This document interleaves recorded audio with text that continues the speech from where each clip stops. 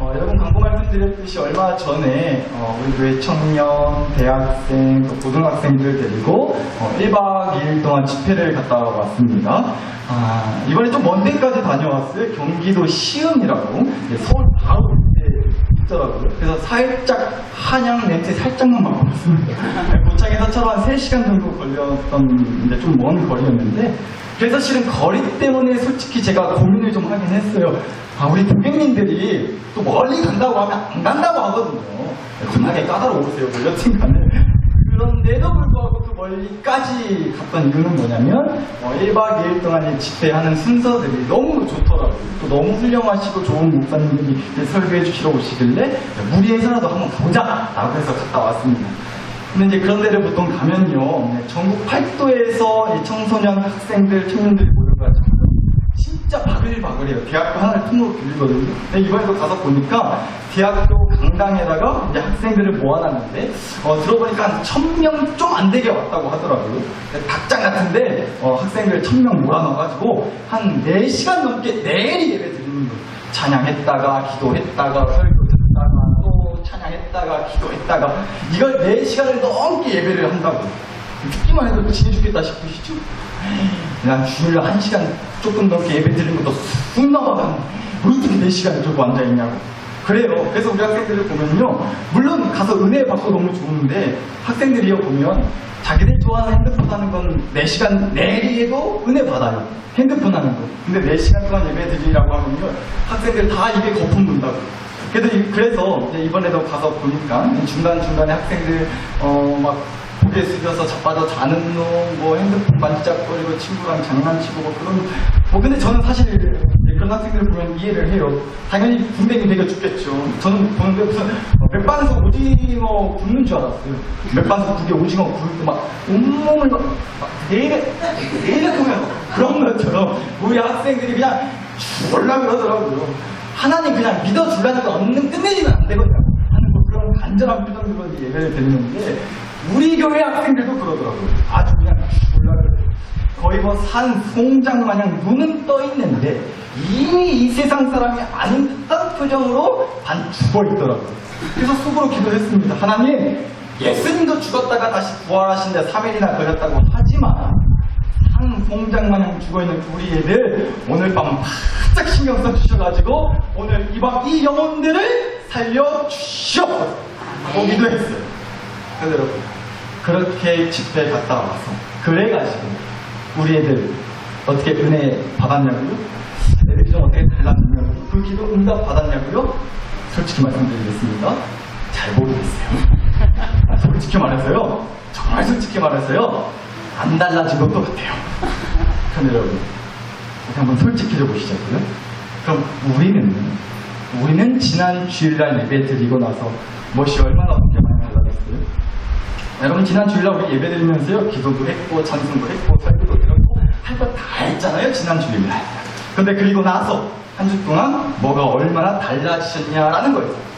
뭐 내가 사는 형편 꼬라지, 내 상황 달라졌냐 말았냐 그 얘기하기 전에요, 과연 나는 얼마나 달라졌느냐라는 거예요. 여러분, 막 믿음이 배로 커지셨어요? 하나님 생각에 막 심장이 두근두근거리셨어요? 내가 심장 두근거리면 그 부정맥 의심해봐야 된다고, 심장병 아니까 병원 가봐야 썼다고 알겠는데요. 우리 솔직히 지금도 그렇고 매주 예배 드린다고 하지만 그렇다고 해도 매주마다 우리가 뭔가 막 달라지고 그렇지는 솔직히 않잖아요. 그래서 저도 정말로 이번에 우리 학생들을 데리고 가면서 정말로 이 기도를 간절했다니까요. 하나님, 우리 아이들이 달라지게 해주세요. 하나님 만나고 오게 해주세요. 하나님 만나고 예수님 믿어져서 그 영혼과 인생이 완전히 뒤바뀌게 해주세요. 그런데 하나님, 혹여 이 한 번의 집회해가지고 그 굳게 닫혀진 영혼과 마음의 문이 깨부셔지지 않는다고 한다면 적어도 그 마음의 문에 하나님이 침이라도 발라주세요. 하나님이 침 발라놓은 영혼, 하나님이 점치고 놓은 인생이면 하나님의 때에 반드시 그 굳게 닫혀진 문이 깨지고 부셔지고 박살이 나서 주님을 받아들이는 그 날이 반드시 올 거라 믿습니다. 네. 주구장창 집회 내내 이 기도만 정말로 했습니다. 저 잘했죠? 그 기도하기를. 얼마나 기도 열심히 했는가. 없는 머리 그도 더 날아가고 있잖아요. 여튼간에 그렇게 기도했습니다. 근데 여러분, 제가 뭔 얘기 하려고 그러냐?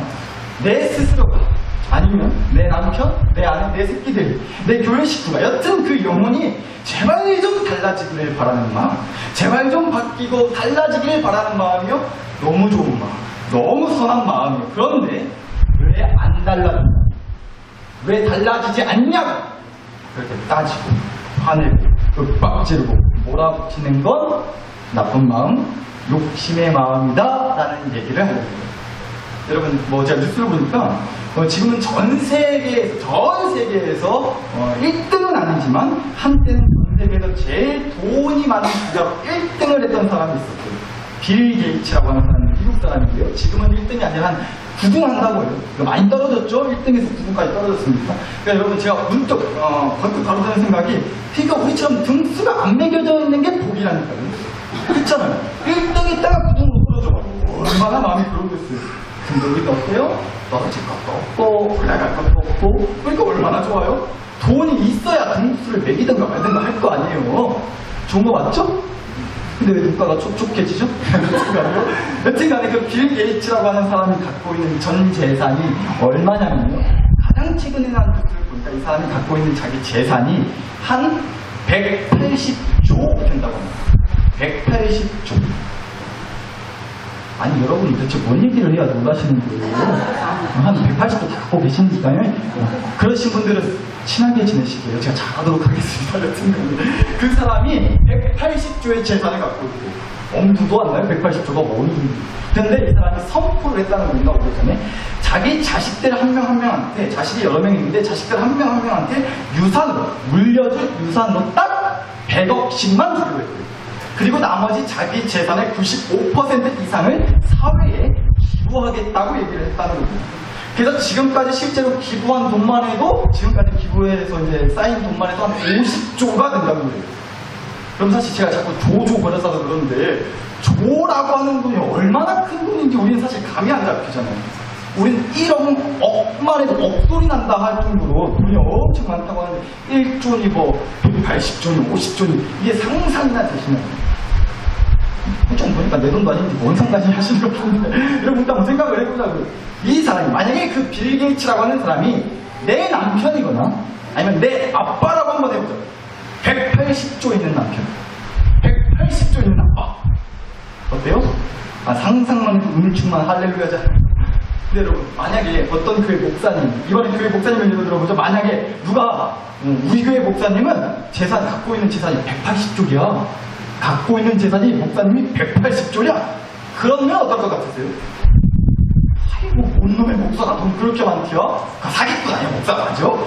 단번에 안 좋은 소리부터 어쩌면 나올 것 같아요. 그쵸? 그런데 이러는 거예요. 근데 그래서 그런가 참 목사님이 통이 크시더라고.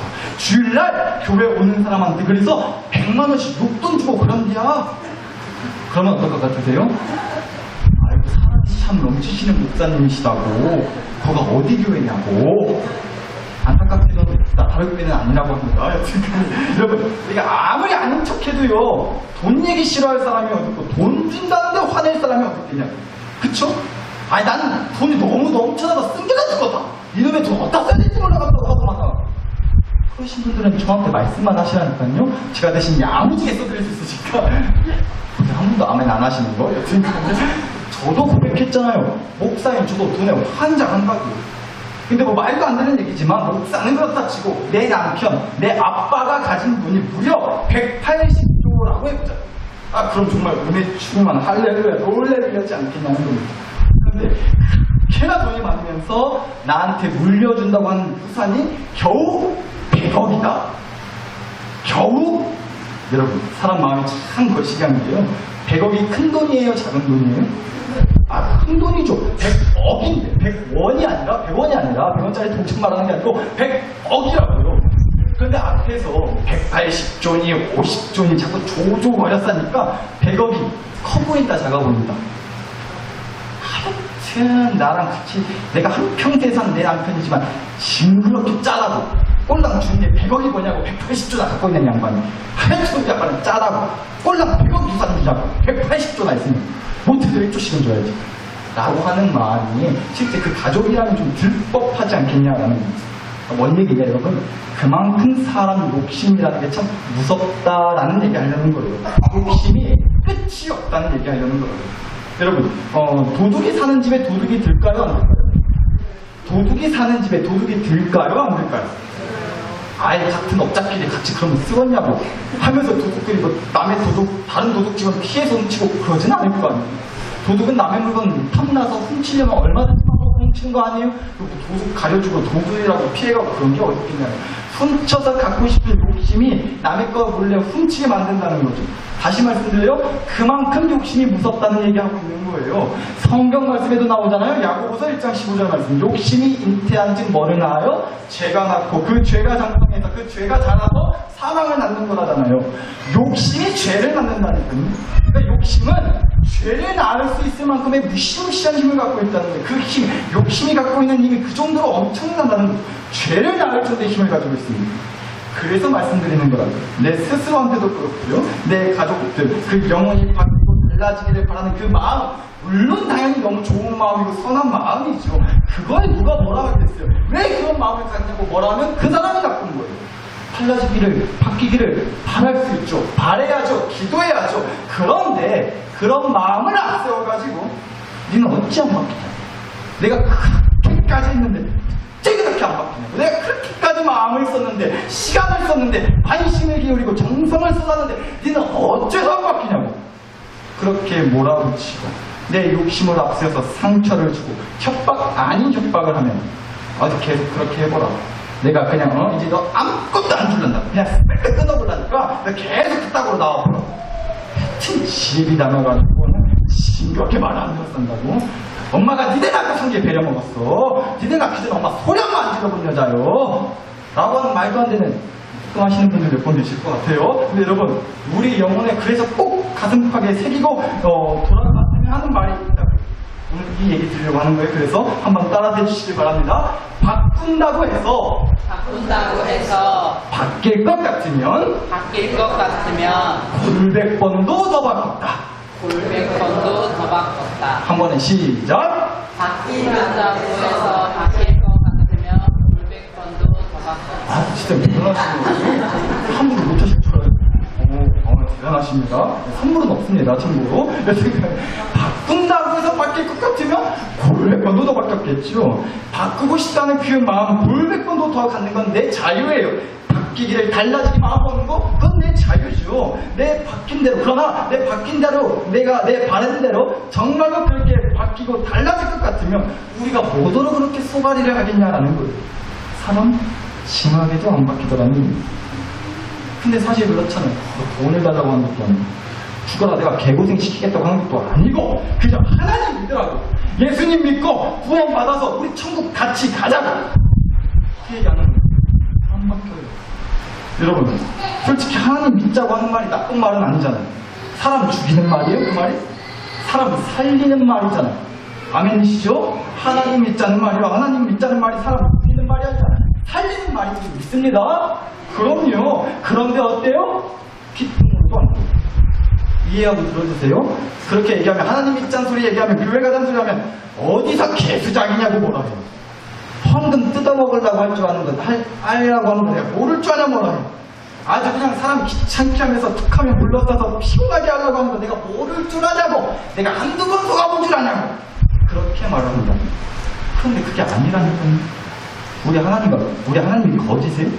돈 뜯어내려고 헌금하고 작품을 하시고, 하기 싫으시면 안 하시면 되죠. 우리 하나님이 무슨 인력사무소 사장이에요? 사람 부려먹으려고 오라고 하는 거예요? 아니란 말이에요. 그런데도 안 들어먹어요. 안 바뀌어요. 뿌리친다고. 한 귀로 듣고 한 귀로 흘려버린다라는. 그런데 말씀드려요, 여러분. 우리가 그렇게 바꿀 수 없어요. 우리는 못 바꾼다. 잘 들으셔야 돼요. 그 사람 바꾸는 건 내 일이 아니라는 거예요. 내가 그 영혼 하나님 믿게 만들고 내가 그 영혼 구원받게 하는 게 아니라는 얘기예요. 그러려고 하다 보니까 욕심이 됩니다. 내가 바꾸려고 하는 욕심이 이제 생기게 된다고요. 그 욕심을 부르니까 분노하게 되는 죄를 짓는 거죠. 상처를 주는 죄를 짓고 미움을 갖는 죄를 낳을 수밖에 없다는 겁니다. 그 욕심 때문에. 그러니까 우리가 해야 할 건 도대체 무엇이냐? 이거예요. 그 영혼이 바뀌기를 간절히 바라는 그 마음을 가지고 그저 내가 할 수 있는 만큼 씨를 뿌리는 것까지 하시자고요. 제 얘기가 아니라 우리 예수님이 그렇게 하셨단 말이에요. 예수님의 방식이, 예수님의 방법이 그렇다라는 거예요. 여러분, 예수님이 이 땅에 오셨어요. 자, 예수님이 이 땅에 뭐하러 오셨어요? 휴가 오셨나요? 아니죠. 예수님이 이 땅에 오신 이유, 뭐 어렵게 얘기할 거 없어요. 하나님 믿고 구원받아서 천국 가게 해주시려고 오신 거예요. 하나님 믿고 구원받아서 천국 가게 해주시려고 우리 예수님이 이 땅에 오셨던 거예요. 여러분, 죄를 지었으면 당연히 뭐를 받아야 돼요? 벌을 받아야죠. 죄를 지었으면 당연히 벌을 받아야 되는 거예요. 그런데 여러분, 우리가 사실 그렇잖아요. 벌 받은 만큼의 무슨 그런 엄청난 죄를 졌나요? 저는 아닌데. 그냥 그러신 분이 있고, 벌 받은 만큼의 죄를 짓지는 않았잖아요, 솔직히 우리가. 근데 여러분, 성경에서 말하는 죄는 딴 거 없어요. 하나님과 관계가 틀어진 걸 죄라고 하는 거예요. 성경에서 얘기하는 죄는 하나님과 관계가 틀어진 걸 죄라고 한다고. 여러분, 날 때부터 하나님과 관계가 좋아가지고 엄마 뱃속에서 나올 때부터 주여 할렐루야 믿습니다 이러면서 태어나신 분 혹시 계세요? 엄마 뱃속에서 태어날 때부터 나는 하나님이랑 관계가 좋아가지고 나는 주여 삼창하면서 태어났다. 주여 주여 주여 저 이제 나갑니다. 여러분, 그렇게 하고 나오신 분 한 분도 없으시죠? 감사합니다. 다행히 아직 우리 교회는 더 이자 쓰신 분이 그렇게 이상하신 분이 없으신 것 같아요. 못 태어나요. 누가 그렇게 태어날 수가 있겠어요. 말도 안 되는 소리죠. 뭔 얘기냐? 그러니까 누구라도 날 때부터 하나님이랑 관계가 좋아가지고 하나님 믿는 믿음 가지고 태어나는 사람은 있다 없다? 없다는 거예요. 그 말인즉슨 그러니까 우리 모두는 죄인으로 태어난다는 말이에요. 좀 전에 죄는 뭐라고 했어요? 하나님과 관계가 틀어진 걸 죄라고 했잖아요. 최초의 인간이었던 아담과 하와 때 하나님이랑 관계가 틀어지고 나서 그 다음부터 태어난 모든 인간은 전부 다 죄인으로, 다시 말해서 하나님이랑 관계가 틀어진 채로 태어나게 되는 거예요. 그래서 하나님을 믿어라 하는데도 안 믿을란다 하는 거라고요. 하나님이랑 관계가 틀어진 채로 태어났기 때문에. 그런데 여러분, 말씀드렸어요. 죄를 지었으면 당연히 벌을 받아야 된다고요. 그래서 하나님이랑 관계가 틀어진 그 죄에 대한 벌로 우리가 하나님 나라 천국 땅에서 하나님이랑 영원히 같이 살지를 못하고 지옥에 가게 되는 거예요. 하나님과 관계가 틀어진 죄에 대한 벌로 하나님과 영원히 하나님 나라 천국 땅에 살지 못하고 지옥에 가게 되는 거예요. 그게 하나님과 관계가 틀어진 죄에 대한 벌이라는 거예요. 여러분, 요새는 뭐 교회에서 지옥 얘기하면 안 된다고 그러더라고요. 지옥 얘기하면 교회 인기 떨어진다 그러대요. 근데 저는 그래서 더 하려고 해요. 지옥 얘기. 인기 얻으려고 목표하는 거 아닙니까? 분명히 말씀드려요. 다시요. 죄에 대한 벌로 우리 모두는 지옥에 가게 돼 있어요. 분명한 사실입니다. 그런데 우리가 그 벌을 안 받게 해주려고 예수님이 이 땅에 오셨다는 거예요. 구원, 쉽게 말해서 건져준다는 뜻이에요. 구원이라는 말. 예수님이요, 우리가 그 벌 받는 거에서 건져주시기 위해서 예수님이 나 대신에 그 벌을 받아주시려고 이 땅에 오셔서 십자가에 달려 죽어주심으로 예수님이 지옥으로 떨어지셨다가 그 지옥불을 발로 걷어차시고 부활, 다시 살아나 주셨다 이 말이에요. 그런데 예수님이 다시 살아나신 게 그냥 죽었다가 다시 살아났다 정도의 얘기가 아니라 예수님이 하나님이랑 관계가 틀어졌다가 예수님이 다시 하나님이랑 관계가 회복되고 좋아졌다. 죽었다 살아났다는 얘기가 바로 그런 얘기라. 왜요?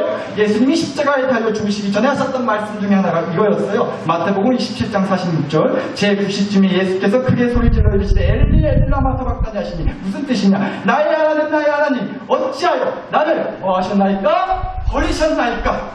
예수님이 십자가에 달려 죽으시기 전에 하신 말씀이죠. 예수님이 십자가에서 하나님께 절규하듯이 소리치셨단 말이에요. 하나님 어째서 나를 버리셨나이까? 무슨 뜻이에요? 하나님이랑 관계가 틀어져 버렸다는 얘기예요. 예수님이 우리랑 똑같아지셨다는 얘기예요. 우리처럼 똑같이 예수님도 하나님이랑 관계가 틀어져 버려 주셨다는 겁니다. 왜요? 예수님이 우리를 대신해서 하나님이랑 관계가 틀어진 그 죄에 대한 벌을 받아주셔야 됩니다. 그래서 우리가 똑같은 그 하나님이랑 관계가 틀어진 죄인이 되어주셨다는 거예요, 예수님.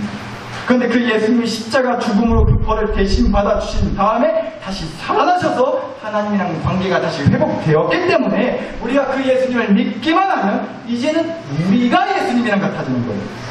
그래서 우리도 예수님처럼요, 하나님처럼 틀어진 관계가 다시 좋아지고 회복이 돼가지고 비로소 하나님 나라 천국 땅에서 영원히 하나님과 함께 할 수 있게 되었다라는 얘기하는 거예요. 그게 바로 예수님이 이 땅에 오신 이유고 우리를 대신해서 죽어주신 이유라는 거예요. 어떻게 좀 정리가 되셨어요? 네. 이해 안 되신 분들 일단 예배 끝나고 남으세요? 자, 이제 이해되죠? 네, 지금 또 가는게 그쵸? 정리되셨기를 바라고요. 제가 이 중요한 얘기를 나름 그래도 시간을 들여서 설명을 드린 이유는 이 얘기하려고 그랬던 거예요. 여러분, 그런데 우리 예수님께서요. 그 엄청난 일을, 우리를 위해서 그 엄청난 일을 해주셨는데, 그리고 나서요. 세상 모든 사람들 싸잡아서 어디 가다 두고 1박 2일 동안 단체로 한 방에 그냥 다 하나님을 믿게 만들어버리고 예수님을 믿게 만들고 그래서 구원받게 하고 천국 보내버리고 그러지를 않으셨다는 거예요. 그 엄청난 일을 헤쳐놓고 어거지로라도 어디다 밀어넣고 싸가리 한 방에 팍! 그 예수님을 믿게 만들지도 않으셨다는 거죠. 저는 이게 너무나 황당하고 참 어이가 없더라는 거예요. 아니 하나님, 예수님이 이 땅에 친히 인간의 몸으로 오셔가지고 안 겪어도 됐을 인간의 고통, 그 무시, 비웃음, 손가락질, 무엇보다 죄에 대한 벌, 영원한 죽음, 지옥까지 찍고 오셨는데 그 엄청나고 대단한 일을 해주셨는데 그럼 그 다음에는 사람들 싹을 다 모아놓고 싹 다 바뀌게, 변하게, 달라지게 하셔가지고 하나님 믿게 만들고 예수님 믿게 만들어야지 왜 안 그러시냐라는 거예요. 지금도 한번 보세요. 우리 주변을 보시라고. 여러분 가족들을 보세요. 아니, 여러분 스스로를 먼저 좀 들여다보세요. 우리가 그렇지 않아요? 하나님을 골라가면서 믿지 않냐고요. 믿고 싶을 때 믿지 않냐고요. 믿기 싫으면 안 믿기도 하죠. 내 마음 따라서 믿는다고요, 솔직히. 저부터 밑장 깔게요. 저도 그래요. 목사도 그렇고.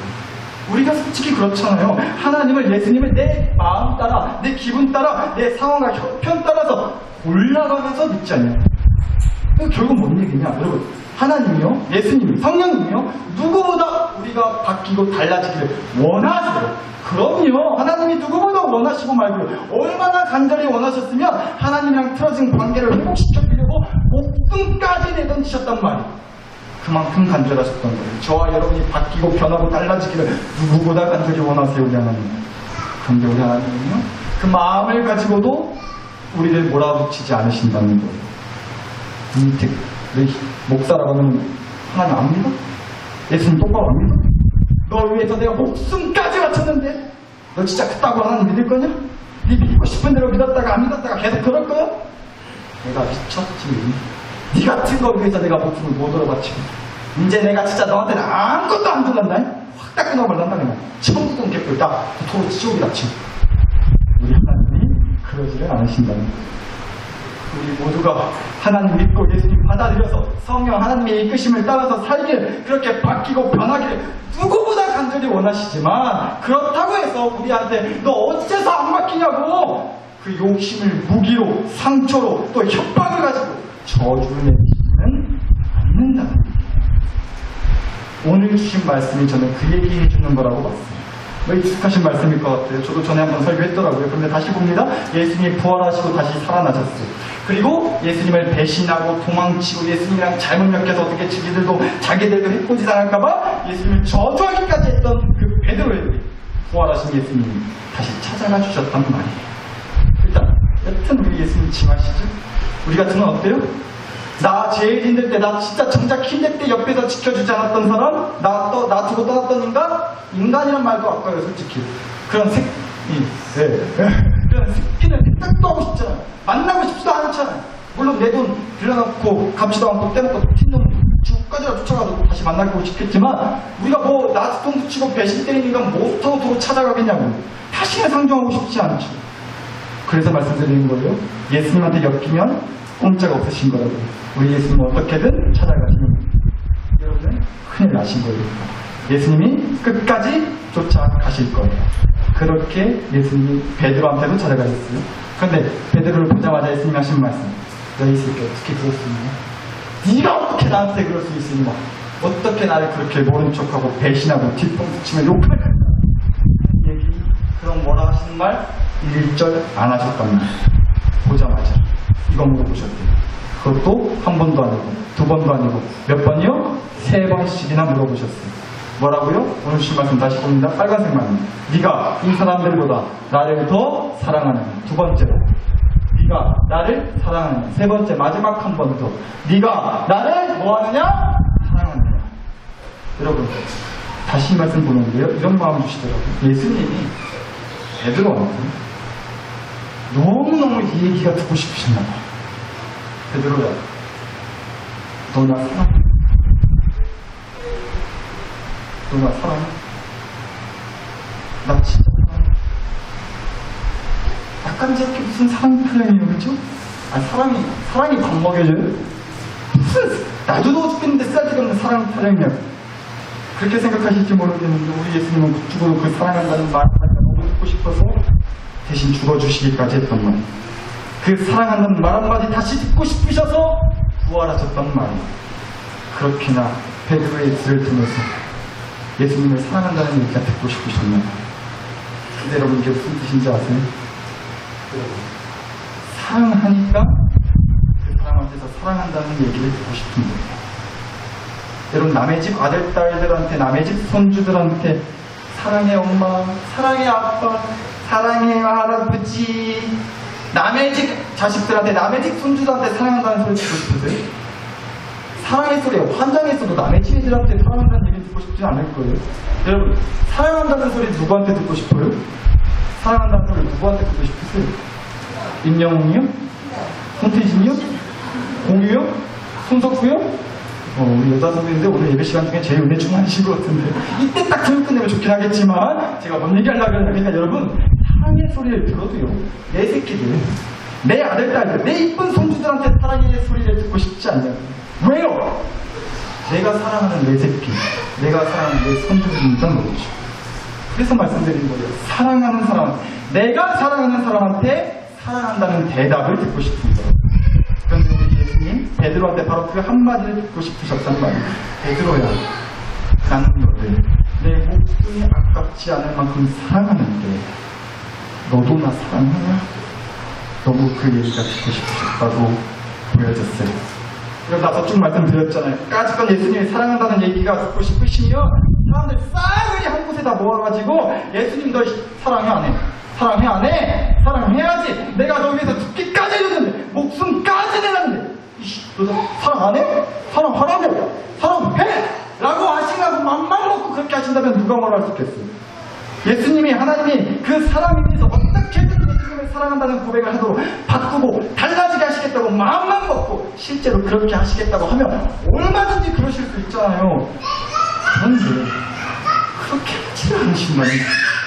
그 입술에서 스스로 예수님을 사랑한다고 고백할 때까지 기다리시겠다는 거예요. 또 뭐 그냥 아무것도 안 하면서 손 놓고 기다리시겠다는 것도 아니라 하나님이 예수님이 줄 수 있는 모든 사랑의 씨를 먼저 뿌리시면서 기다리시겠다는 거예요. 그게 죽음이었어요. 대신 죽어주는 거였다. 목숨 놓는 거였다. 모든 사랑의 씨를 뿌리면서 기다리시는 예수님의 방식이 바로 그랬다. 그 덕에 우리가 하나님을 믿게 됐어요. 여러분, 상황이 달라져서 하나님 믿으셨어요? 부자 되셔서 하나님 믿었나요? 병이 나서 하나님 믿어주셨어요? 내 인생이 뭔가 바뀌고 변해서 하나님이 믿어주셨어요? 아니잖아요. 뭐 물론 설령 그럴 수도 있어요. 그런데 그래서 하나님 믿는 믿음은요, 얼마 못 가서 반드시 꼬꾸라져요. 왜요? 또 상황은 나빠질 거니까요. 우리 또 눈앞에 빌빌 거릴 거거든요. 병 걸려서 아파할 거거든요. 우리가 하나님이 나를 위해서 목숨까지 바칠 정도의 그 사랑의 씨를 뿌리시면서 나를 그렇게 끈질기게 기다려주셨다는 은혜가 나한테 진짜로 느껴질 때, 그때 우리가 하나님을 믿었어요. 그리고 이제 우리도 그렇게 하라고 하신다고. 사람나사를 그리시고요. 베드로에게 사랑한다는 고백을 들으신 예수님이요, 그 다음에 이 얘기도 3번이나 하셨어요. 뭐라고요? 말씀 볼게요. 내 어린 양을 먹이라. 두 번째로 내 양을 치라. 세 번째 한 번 더. 내 양을 뭐 해라? 먹이라. 여러분, 저는 이 말씀 이렇게 보이더라고요.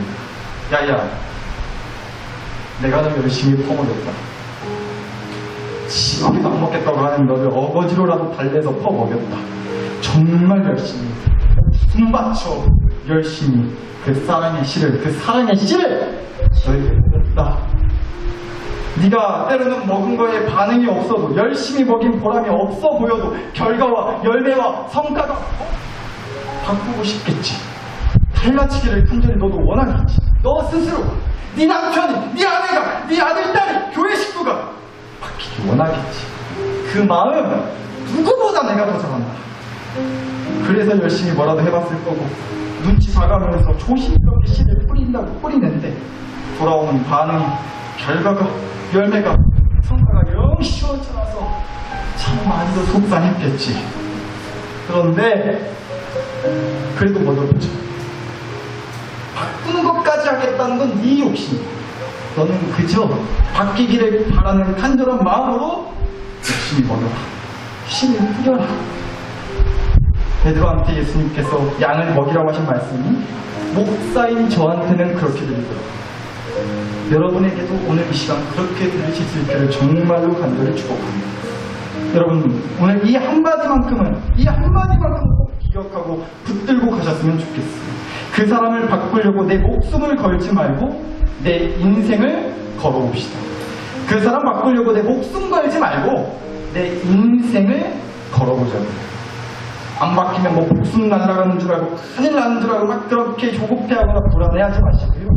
예수님이 이 땅에서 예수님 인생을 다 걸어서, 예수님 인생을 다 바쳐서 사랑의 씨앗을 뿌려가지고 베드로의 입술에서 사랑한다는 고백을 하도록 바꾸셨던 것처럼, 예수님이 자기 인생을 걸어서 그렇게 바꾸셨던 것처럼 우리도 마음은 간절하지만 그렇다고 욕심내면서 조급해하지는 말고요. 내게 주어진 인생 동안 주어진 인생 걸고 인생 내내 내가 뿌릴 수 있는 믿음의 씨앗, 사랑의 씨앗을 내 스스로에게, 먼저 내 스스로에게 뿌리셔야 돼요. 내 스스로에게, 그리고 내 남편, 내 아내, 내 아들, 딸, 손주들에게, 우리 교회 식구들에게 뿌리는 것. 우리 그거 해보시죠. 쌓인 저부터 누구보다 열심히 뿌리겠습니다. 저도 사람인지라 속상할 때 많거든요. 왜 안 바뀌냐고, 왜 달라지지 않냐고. 이 정도 뿌렸으면 그래도 뭐라도 잎사귀 한쪽이라도 났으면 좋겠다는 마음에 때로는 참 마음이 지치고 힘들 때도 솔직히 있어요. 죄송한 마음. 그러나 왜 안 바뀌냐고 욕심내면서 좌절하고 포기하지 말고 저한테 주어진 인생을 걸고 주어진 인생 내내 목사인 저부터 열심히 뿌려보겠습니다. 적어도 뿌리는 거 포기하지는 않겠습니다.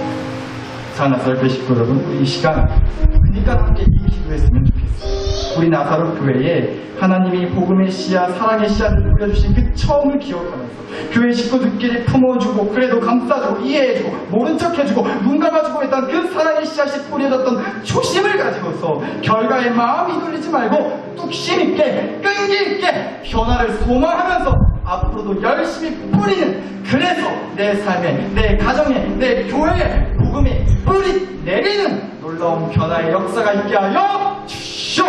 함께 주여 한번 부르고 이 시간 하나님께 간절히 기도 올려드리도록 하겠습니다. 주여.